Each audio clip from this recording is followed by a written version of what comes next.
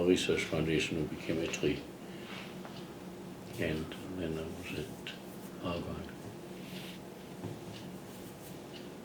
You're not recording this now, right? Are you recording? No.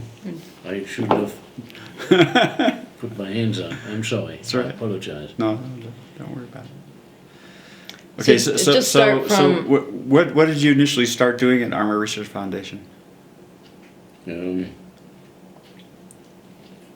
I was in the electricity and magnetism section of the physics department. Trying to remember some of the projects we had there. We were out in the field house, which had been converted into a lab from being a field house. We still call the field house on the playing field there.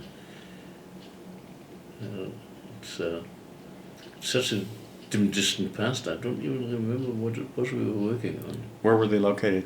Armor Research Foundation was part of IIT, Illinois Institute of Technology,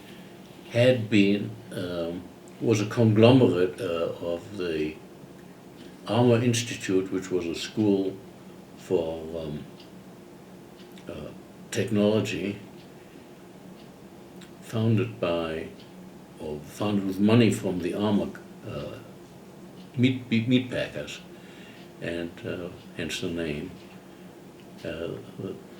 They got together with the Lewis Institute, which had been a liberal arts school, and made it one Illinois Institute of Technology, IIT.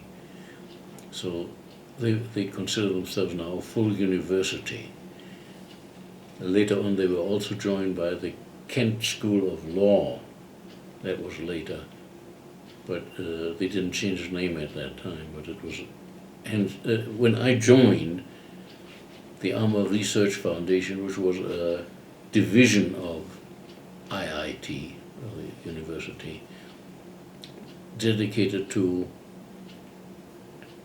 selling research projects on an individual basis, both to individuals or companies or government.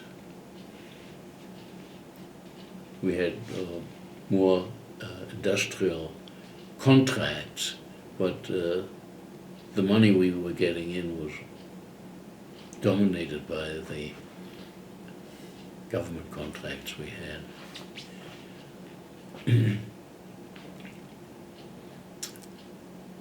Did you further your education while you were? While I was there, I went to night school to work on a master's degree and later on work on a doctorate, although I never completed that.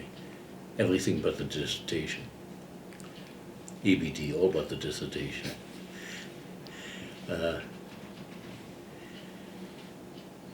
We moved around on the campus there quite a bit, and there came a point when the electricity and magnetism section fell on hard times, and I was absorbed by the acoustic section, which worked mainly on noise control projects. Most of that was, we had quite a few projects. We had small projects, but our larger projects were with Pratt & Whitney Company working on jet engines. We were working on recommendations on how they could be tested without disturbing the neighborhood.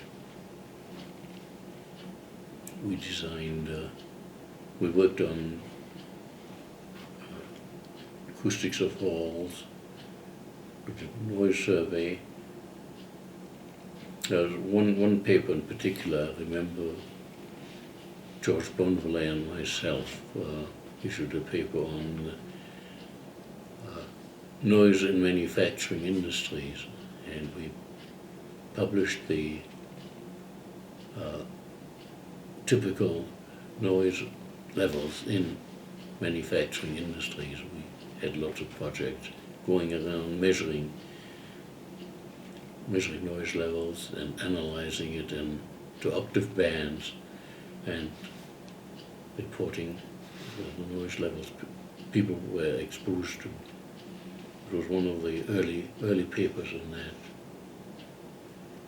Because we did some good work. We also ran the Riverbank Acoustical Laboratory in Geneva, Illinois. Strange-looking building. They had a reverberation room there in which acoustic materials were tested. And quite a few trips out there to do projects of various kinds.